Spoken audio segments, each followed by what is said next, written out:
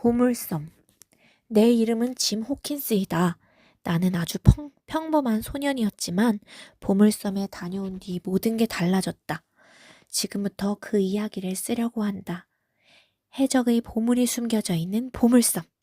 그곳에는 아직도 가져오지 못한 보물이 남아있다. 벤보제독의 수상한 뱃사람. 나는 심부름 하나는 잘하는 싹싹한 소년이었다. 나는 엄마와 함께 바닷가에서 벤보제독이란 여관을 하며 살았다. 뱃사람들이나 머물다 가는 작고 허름한 여관이었다. 어느 날 늙은 뱃사람이 우리 여관 문을 두드렸다. 크고 다부진 몸집에 구릿빛 피부를 가진 사람이었다. 너저분한 옷차림에 손에는 굳은 살이 박혀 있고 특히 한쪽 뺨에 칼자국이 깊게 패여 있어서 매우 험상궂어 보였다. 그 사람 뒤로 뱃사람들이 쓰는 낡은 괴짝을 실은 수레가 보였다. 여관에 사람이 별로 없음을 확인한 뱃사람은 여관에서 묵겠다고 했다. 그러더니 내게 여관 삭수로 금화 새잎을 던지면서 거친 말투로 자기를 본스 선장이라 부르라고 했다. 럼주는 늘 떨어지지 않게 해. 식사로는 베이컨과 달걀만 있으면 되고. 본스 선장은 필요한 게 있을 때 말고는 거의 말을 하지 않았다. 말을 걸어도 대꾸도 하지 않았다. 낮에는 노쇠 망원경을 들고 항구를 어슬렁거리다 저녁에는 난로가에 앉아 럼주를 벌컥벌컥 마셔댔다. 그러다 술에 취하면 어둡고 무거운 목소리로 노래를 불렀다. 죽은 자의 관 위에 15사람이 있네. 오호라. 그리고 럼주는 한 병. 어느 날 본스 선장은 항구에서 돌아와서는 내게 지나가는 뱃사람이 없었느냐고 묻더니 은하를 내밀며 이런 말을 덧붙였다. 다리가 하나밖에 없는 외다리 뱃사람이 오는지 잘 지켜봐라. 보는 즉시 내게 달려와야 한다. 그날부터 나는 그 사람이 오는지 살피느라 밤에도 악몽을 꿀 정도였다. 안개가 자욱하게 내려앉은 어느 날 낡은 망토를 두른 한 남자가 지팡이로 땅을 두드리며 걸어왔다. 장님이었다. 장님은 무쇠 같은 손으로 내 팔을 덥석 잡아 힘껏 비틀더니 말했다. 꼬마야, 날 본스 선장에게 안내해라. 며칠 전 병으로 쓰러진 본스 선장은 침대에 힘없이 누워 있었다. 본스 선장은 장님을 보고 놀라 눈을 크게 치켜떴다. 장님은 본스 선장의 손에 동그란 검은 종이를 건네며 말했다. 이걸 잊은 건 아니겠지. 누구도 거부할 수 없다는 것을. 그러고는 재빠르게 여관을 빠져나갔다. 본스 선장은 검은 종이를 보고 부들부들 떨기 시작했다. 그러더니 목을 움켜쥐고 괴로워하다 꽈당 바닥으로 쓰러졌고 다시는 일어나지 못했다. 난 엄마에게 달려가 방금 전에 벌어진 일을 얘기하고 뒷면에 오늘 밤 10시에 찾으러 온다라고 쓰인 검은 종이도 보여드렸다. 무섭고 두려운 마음에 저절로 눈물이 났다. 짐, 빨리 이곳을 피해야겠구나. 아무래도 무서운 사람들이 들이닥칠 것 같아. 엄마와 나는 서둘러 집 떠날 준비를 했다. 그때 문득 내 머릿속을 스치는 게 있었다. 맞아! 본스 선장의 괴짝! 10시에 찾으러 온다는 게 그 괴짝 속에 있지 않을까? 나는 죽은 본스 선장 목에 걸린 열쇠를 잡아채서는 조심스레 괴짝을 열었다. 괴짝에는 오래된 시계, 총, 작은 양철컵 따위가 들어있었다. 마지막으로 낡은 선현용 망토를 들어올리자 기름 먹인 천으로 싼 서류꾸러미가 있었다. 왠지 특별한 물건처럼 보였다. 짐, 그게 뭔지는 모르지만 얼른 피하자꾸나. 엄마와 나는 서류꾸러미를 챙겨 여관 밖으로 나왔다. 그때 저 멀리서 사람 발소리가 들렸다. 우리는 얼른 가까운 다리 밑에 숨었다. 여관을 찾아온 것은 장님과 험악한 남자 7, 8명이었다. 남자들은 여관 문을 부수고 안으로 몰려 들어갔다. 우당탕 계단 올라가는 소리, 쨍그랑 유리창 깨진 소리가 나더니 장님의 목소리가 들렸다. 선장이 죽었잖아. 물건은 사라지고 그 꼬매기가 훔쳐간 게 분명해. 멀리 도망치지 못했을 거야. 흩어져서 꼬매기를 잡아와.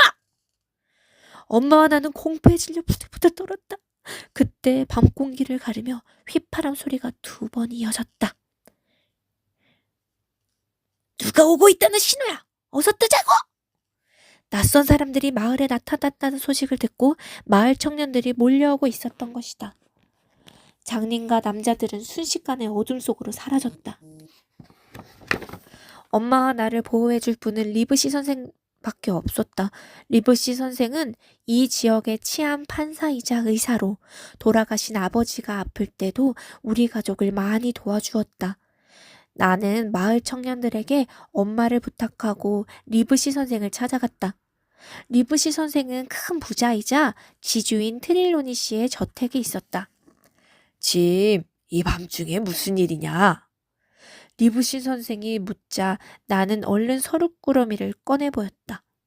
아무래도 이거 보통 물건이 아닌 것 같아서요. 리브시 선생과 트릴로니 씨가 서류꾸러미를 풀자 낡은 공책 한 권과 두루마리가 하나 나왔다. 리브시 선생이 공책을 찬찬히 읽더니 외쳤다. 이건 보통 공책이 아니야. 바로 플린트 선장의 일기라고. 우리는 깜짝 놀랐다. 플린트 선장은 모르는 사람이 없을 만큼 무시무시한 해적 왕이었으니까. 그런데 더 놀라운 게 우릴 기다리고 있었다. 이건 보물지도? 트릴로니 씨는 물론이고 침착한 리브시 선생마저도 제대로 말을 하지 못했다. 두루마리는 바로 플린트 선장이 평생 훔친 보물을 숨겨놓은 곳을 표시한 지도였던 것이다. 이대로 가만히 있을 수 없소. 우리가 직접 보물을 찾아 나섭시다. 짐, 너야말로 자격이 충분하니 같이 가자꾸나. 트릴로니 씨와 리브시 선생은 다음 날부터 서둘러 보물이 숨겨진 섬으로 떠날 준비를 했다. 보물섬으로 떠나려면 필요한 게 많았다. 먼 바다를 향해야 할 큰 배, 배를 움직일 선장과 선원들, 그리고 식량과 무기와 갖가지 도구까지. 걱정하지 마시오. 내가 구해보겠어. 트릴로니 씨는 모험에 대한 기대감으로 잔뜩 들떠 있었다. 조심하셔야 합니다. 우리가 해적왕의 보물지도를 갖고 있다는 소문이 나면 해적들이 가만히 두지 않을 겁니다. 현명한 리브시 선생이 충고했지만 트릴로니 씨는 귀담아 듣지 않았다. 얼마 뒤 트릴로니 씨는 돛이 많이 달린 거대한 배를 샀다. 스몰렛 선장이 이끄는 히스파니올라호라는 이름의 멋진 범선이었다. 이렇게 큰 배라면 선원이 많이 필요할 텐데요. 선원은 구하셨습니까? 리브시 선생이 묻자 트릴로니 씨가 껄껄 웃었다. 정말 운이 좋지 뭡니까? 선원을 구하지 못해 쩔쩔매고 있는데 우연히 존 실버라는 사람을 만났어. 예전에 선원이었는데 지금은 술집을 하고 있다오. 한쪽 다리는 없지만 성격이 시원시원하고 친절하더군요. 실버가 좋은 선원을 많이 소개해 주었는데 자기도 요리사로 써달라고 부탁하기에 함께 가기로 했어. 모든 준비가 끝났군요. 그럼 내일 출발합시다. 다음날 우리는 모두 배에 올랐다. 히스파니올라호의 돛이 부풀자 한 선원이 외쳤다. 주랑! 주랑이다! 놀라운 비밀.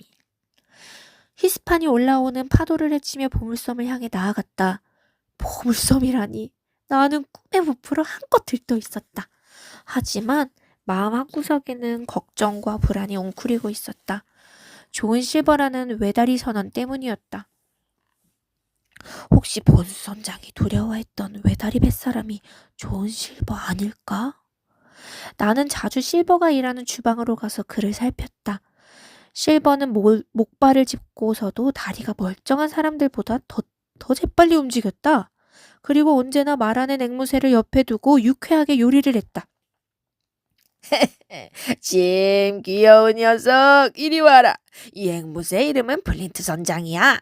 이 선장이 우리 항해가 성공할 거라고 했어. 안 그래, 선장? 실버는 내게 앵무새를 소개했다. 여덟님, 은하! 여덟님, 은하! 여덟님, 은하! 앵무새는 숨 넘어갈 정도로 빠르게 납을 댔다. 실버는 매우 친절하고 부드러운 사람이었다. 아무리 봐도 나쁜 뱃사람 같지 않았다. 선원들은 모두 그를 좋아했으며 그가 한 말을 명령처럼 받들었다. 난 괜한 걱정을 했다며 안심하고는 실버를 도와 주방에서 일을 하곤 했다. 그런데 얼마 뒤 놀라운 비밀을 알게 됐다. 파도가 잔잔한 어느 날 밤, 난 잠을 자러 가는 길에 문득 사과가 먹고 싶었다. 사과는 갑판에 있는 큰 통에 들어있어 누구라도 마음껏 꺼내 먹을 수 있었다.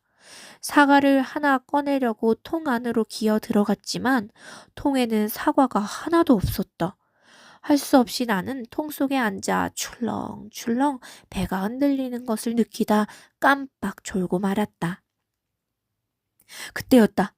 누군가 발소리를 내며 다가왔다. 통에서 나가려는데 말소리가 들렸다. 딕이라는 젊은 선원과 실버였다. 실버, 언제까지 기다릴 겁니까? 이 배의 선원은 대부분 우리 편 아닙니까? 당장이라도 배를 빼앗고 모조리 죽여버립시다. 죽여버리다니? 난 머리카락이 쭉 뼈샀다. 허허, 딕! 왜 이렇게 서두르나?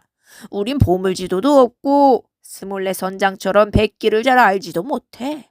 보물을 찾고 나서 죽여도 늦지 않아. 난 그제야 눈치챘다. 좋은 실버가 데려온 선원들은 해적이고 좋은 실버는 해적들의 대장이라는 것을. 알겠습니다. 대장님의 말을 따르겠습니다. 그래, 그럼 목이나 죽이게 사과나 먹자. 실버의 말에 젊은 선원이 통 쪽으로 가까이 다가왔다. 어떡하지? 나는 통에서 얼른 나오고 싶었지만 팔다리가 얼어붙은 듯 말을 듣지 않았다. 해적들에게 잡혀 죽는 건 이제 시간 문제였다. 그 순간 누군가가 외쳤다. 육지다! 육지가 보인다! 육지라는 소리에 딕과 실버가 달려갔다. 이어서 사람들이 갑판을 가로질러 뱃머리로 우르르 뛰어가는 소리가 들렸다. 나는 그 틈에 사과통에서 빠져나와 배 뒤쪽으로 도망쳤다. 마침 리브시 선생이 보였다. 선생님, 급하게 드릴 말씀이 있어요. 선장님과 트리로니 씨를 선실로 불러주세요. 얼른요. 세 사람이 선실에 모이자 나는 사과통에서 들은 무시무시한 이야기를 하나도 빠뜨리지 않고 말했다. 세 사람은 놀라 얼굴이 하얗게 변했다. 어떻게 해적인 줄도 모르고 선원으로 뽑았습니까? 리브시 선생이 묻자 트릴로니 씨는 떨리는 목소리로 대답했다. 제가 술에 취해 보물섬 이야기를 실버에게 했습니다. 너무 착한 사람처럼 보이기에 그만. 이러고 있을 때가 아닙니다. 저들이 해적으로 돌변하기 전에 우리가 먼저 준비를 해야 합니다. 스몰렛 선장이 말하자 트릴로니 씨가 끼어들었다. 내가 하인으로 데려온 3명은 해적이 아닙니다. 그러니까 우리 편은 여기 모인 4사람과 하인을 합해 모두 7명입니다. 나머지 선원은 실버가 데려온 사람들이니까 모두 해적입니다. 19명이나 되는군요. 그렇다고 여기서 배를 돌려 돌아갈 수는 없습니다. 그러면 바로 들고 일어나. 바로 들고 일어나 우릴 죽이려 들 겁니다. 걱정이 먹구름처럼 몰려왔다. 과연 내가 무사히 살아서 엄마 얼굴을 다시 볼 수 있을까? 다음날 아침 갑판에 올라보니 섬의 모습이 한눈에 들어왔다. 짐! 저 섬의 이름이 뭔지 아니? 바로 해골섬이야. 실버가 무거운 목소리로 말했다. 해골섬은 바위산들이 뾰족탑처럼 솟아 있었는데 모양이 괴물처럼 괴상했다. 게다가 뭔지 모를 으스스한 기운이 감돌았고 쾌쾌한 냄새까지 났다. 그때 스몰렛 선장이 명령을 내렸다. 보트를 타고 상륙할 준비를 하라. 섬에 내려서 쉬어도 좋다. 돌아와야 할 시간이 되면 대포를 쏴서 알려주겠다. 해적들은 기분이 좋아서 환호성을 질렀다. 실버가 해적 6명을 배에 남겨놓고 나머지 12명을 데리고 보트에 올랐다.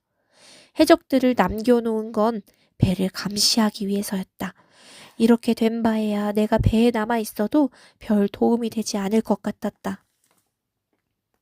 나는 보트에 올라 앞자리에 웅크리고 앉아있다가 보트가 섬에 도착하자마자 숲 쪽으로 뛰어갔다. 짐! 제머키스! 어디로 가는 거냐? 해변에서 실버가 불렀지만 나는 들은 척도 하지 않고 앞만 보고 마구 달렸다. 나는 수풀에 숨어 실버의 행동을 지켜봤다.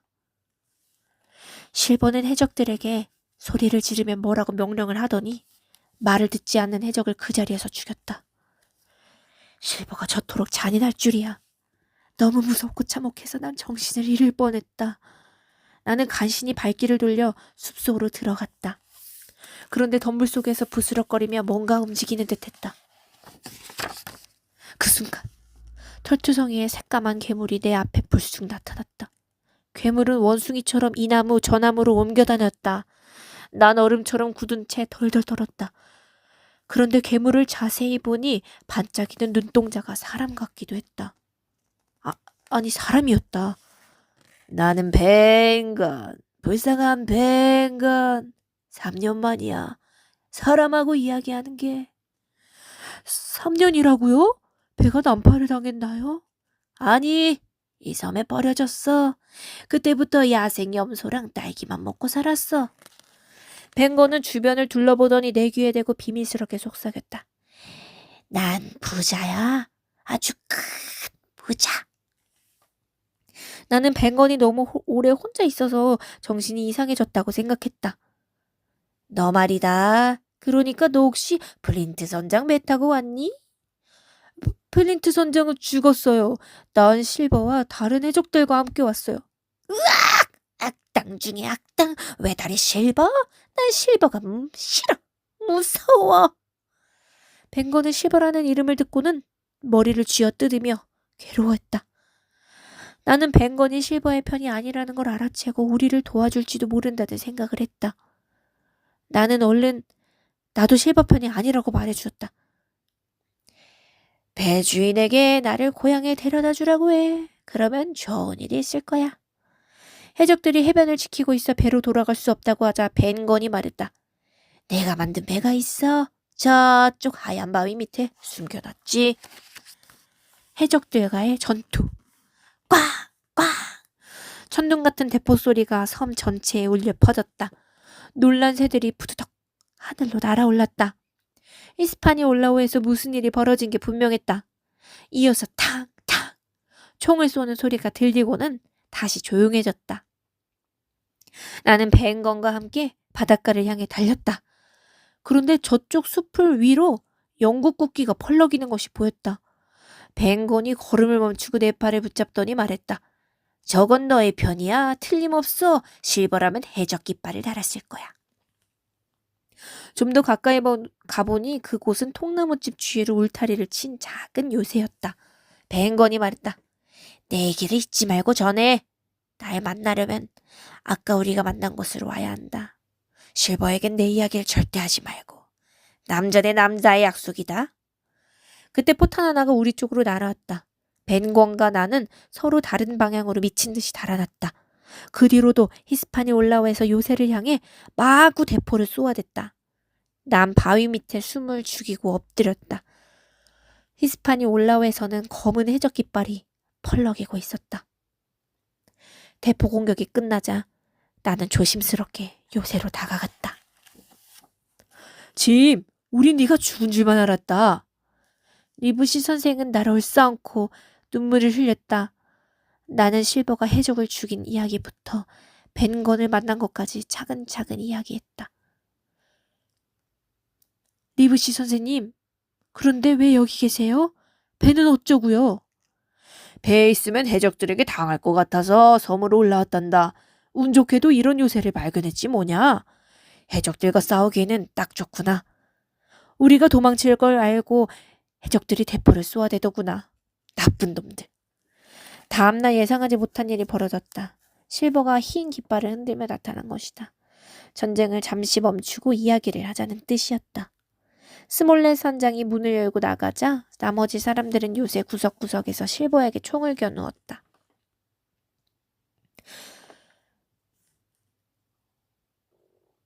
어젯밤에 우리를 공격하셨더군요. 내 부하를 죽이시다니. 어젯밤? 스몰렛 선장은 어리둥절한 표정을 지었다. 우리 편에서는 누구도 밤에 나가지 않았으니까 아마도 뱅건이 그랬을 것이다.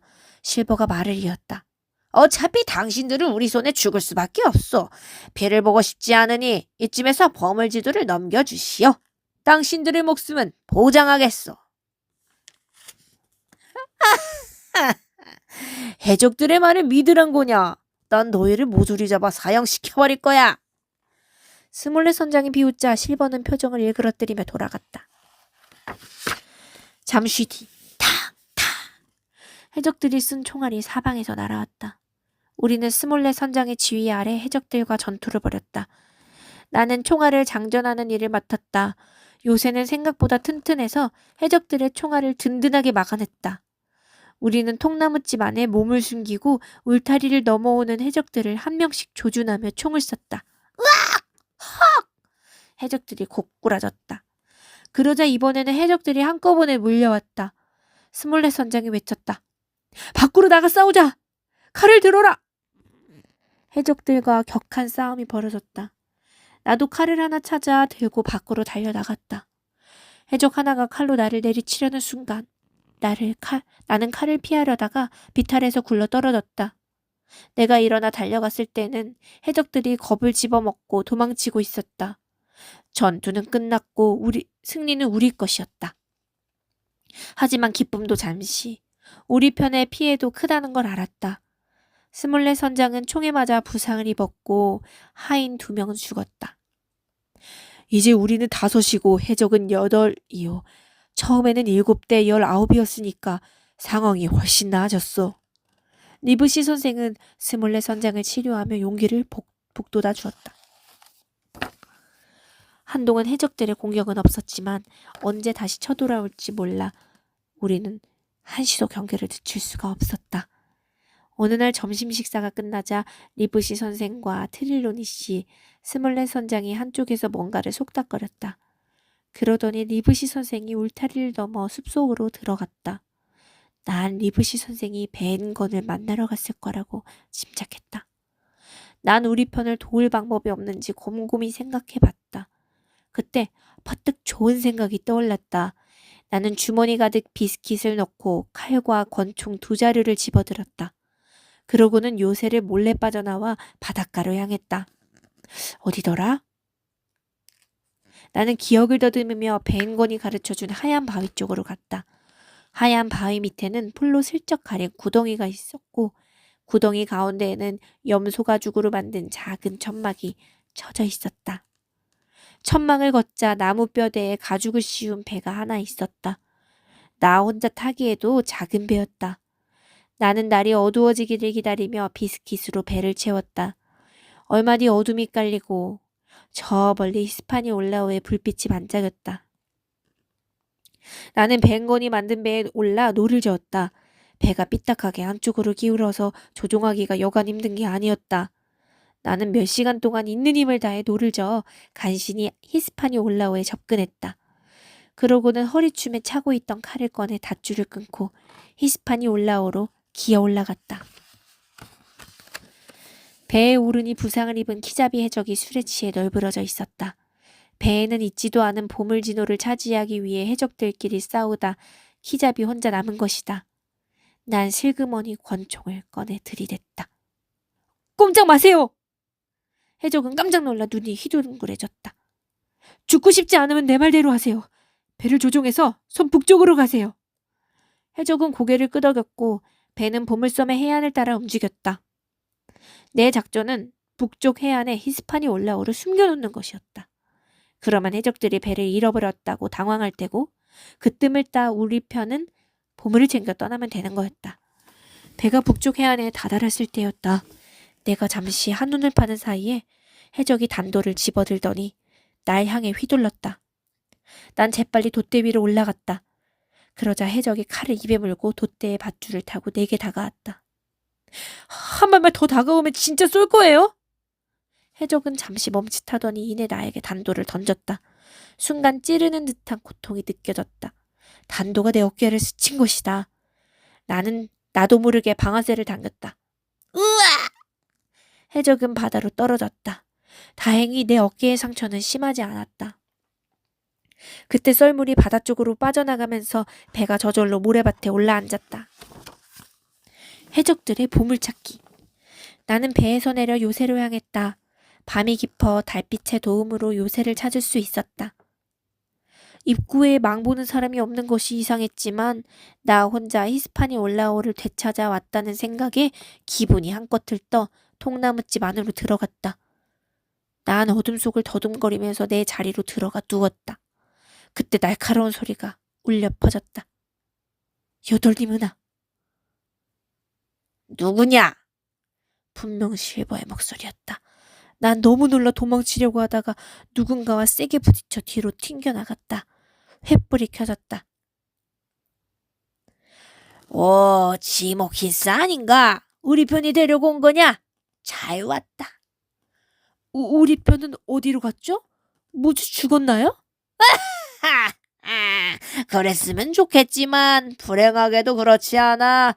어제 리브시 선생이 찾아와 요새를 우리에게 줄 테니 전쟁을 그만하자고 하더군. 배가 없어져서 우리도 갈 곳이 없어진 터였지.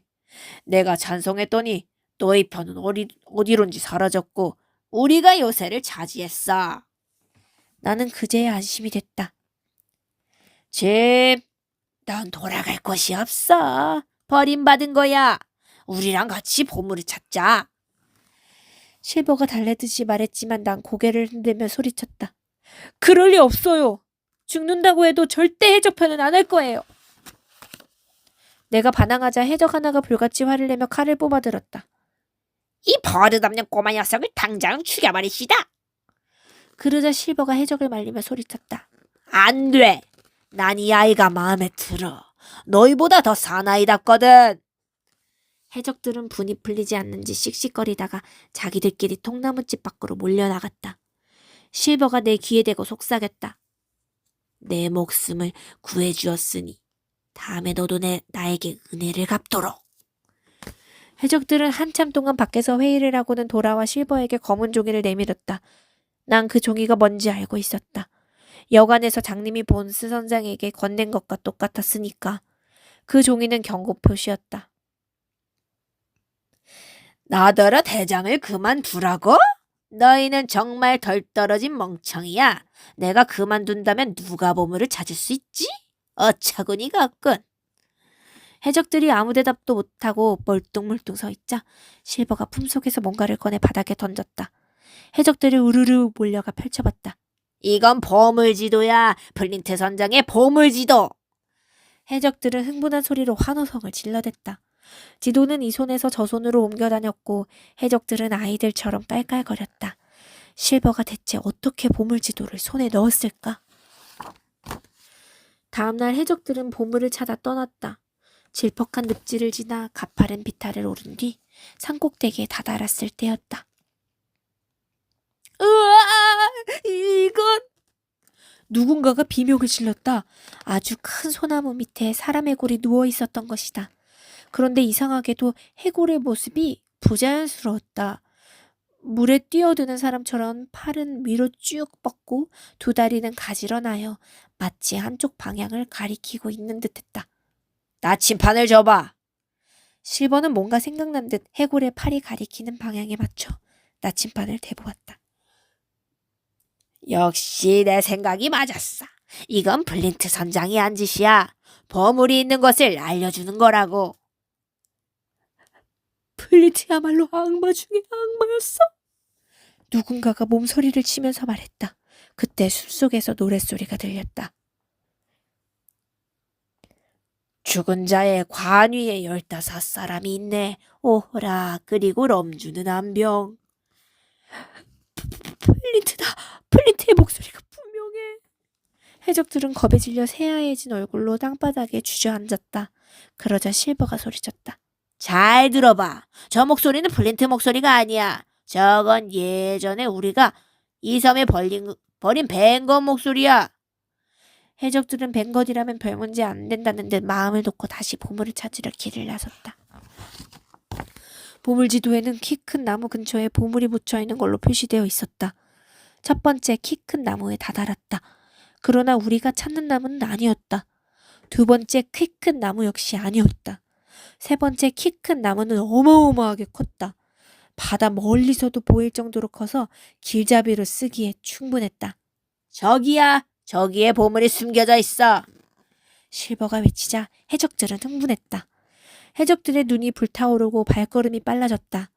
실버조차 목발을 짚고는 씩씩거렸으니까 누군가가 뛰기 시작하자 나머지 해적들도 우르르 뛰었다. 그런데 달려가던 해적들이 갑자기 멈춰섰다. 이럴 수가. 보물이 있어야 할 자리에 구덩이만 깊게 파여 있었다. 바닥에 풀이 자란 걸로 보아 오래전에 판 것으로 보였다. 부러진 곡괭이가 덩그러니 놓여 있었고 보물을 담은 괴짝에서 떨어져 나온 듯한 널빤지들도 보였다. 해적들은 고함을 지르면서 구덩이 속으로 뛰어들었다. 그러고는 미친 듯이 맨손으로 땅을 파헤쳤다. 그러나 아무리 파도 금화 한 입 말고는 아무것도 나오지 않았다. 누군가가 이미 보물을 가져가 버린 것이다. 해적들은 충격을 받아 멍하니 서 있었다. 짐, 위험할 때 이걸 써라. 실버가 해적들 몰래 나에게 권총을 넘겨주었다. 해적들은 분노에 찬 얼굴로 실버를 바라봤다. 저놈을 대장이라고 믿고 따른 우리가 바보였어. 저 외다리 놈과 꼬마 놈을 없애버리자. 그래야 플린트 선장의 유령이 우리를 용서해 줄 거야. 해적들이 험악한 얼굴로 칼을 뽑아들었다. 칼날이 햇빛에 번뜩였다. 여기서 죽겠구나 하는 생각에 나는 눈을 질끈 감았다. 바로 그때 세 발의 총소리가 울려 퍼졌다. 해적 3명이 구덩이 안으로 고꾸라졌다. 남은 3명은 숲속으로 도망쳤다. 숲에서 리브시 선생과 벤건 그리고 우리 편 선원 1명이 총을 들고 뛰쳐나와 우리에게 다가왔다. 난 죽다 살아난 기분으로 리브시 선생의 품에 안겼다. 실버는 배짱 두둑한 얼굴로 리브시 선생을 바라보았다. 고맙습니다. 때 맞추어 와주셨군요. 다시 고향으로. 나는 산을 내려가며 뱅건에게 그동안 있었던 일을 들었다. 뱅건은 섬을 떠돌아다니다가 아까 본 해골을 발견했고 그 해골이 가리키는 쪽을 뒤지다 보물을 발견하고는 자신의 동굴에 옮겨놓았다고 했다. 그럼 이 보물이 안전하게 보관되어 있나요? 내가 놀란 목소리로 묻자 리브시 선생이 웃으며 고개를 끄덕였다. 뱅건에게 보물 얘기를 듣고 나는 쓸모없게 된 보물 지도를 실버에게 주었지. 요새를 버린 것도 보물을 안전하게 지키기 위해서단다. 그런데 리브시 선생이 걱정스러운 목소리로 말을 이었다. 히스파니올라우가 없어졌으니 어떻게 고향으로 돌아갈지. 선생님, 염려 마세요. 제가 그 배를 손에 넣었어요. 반은 운으로, 나머지 반은 제 용기 덕분이에요. 짐, 넌 번번이 우리의 목숨을 구해주는구나. 넌 해적들의 음모를 알아냈고 뱅건을 찾아냈어. 그리고 배까지 되찾았구나. 드디어 동굴 앞에 다다랐다. 동굴로 들어가자 한쪽 구석에 엄청난 보물이 쌓여 있었다. 그토록 찾아 헤매던 플린트 선장의 보물이, 많은 사람의 목숨을 앗아간 보물이 화려하게 빛을 내고 있었다. 다음날 아침부터 우리는 엄청난 양의 보물을 해변으로 옮기고 해변에서 다시 보트에 실어 히스파니올라오로 옮겼다. 나는 종일 동굴 안에서 자루에 금화 담는 일을 했다. 영국, 프랑스, 에스파냐, 포르투갈 등 여러 나라 금화가 있었다. 이 작업을 며칠 동안이나 계속했으니 보물이 얼마나 많았는지 상상할 수 있을 것이다. 드디어 우리는 돛을 올리고 고향으로 향했다. 숲속으로 도망친 해적 셋이 데려가 달라고 애원했지만 우리는 태워줄 수 없었다. 배에 태우면 무슨 짓을 저지를지 모르니까. 실버가 어떻게 되었는지 궁금할 것이다. 고향으로 가는 길에 우리는 잠시 어느 항구에 들렸는데 그때 실버가 금화자루를 하나를 들고 사라졌다. 그러나 우리는 실버를 찾지 않았다. 그렇게 사라져 버린 것에 모두 만족스러워했다. 우리는 공평하게 보물을 나누어 가졌다. 어떤 사람은 지혜롭게 보물을 썼지만 벤건은 어리석게도 3주 만에 다 쓰고 문지기를 하며 살았다. 나는 엄마와 다시 여관을 열었다. 우리는 그 해골섬에 아직도 보물이 남아있다는 걸 안다. 그러니까 여전히 보물섬이다. 하지만 그걸 찾으려고 목숨을 걸고 다시 해골섬에 갈 사람은 없다. 하지만 나는 이따금 해골섬에 가는 꿈을 꾼다.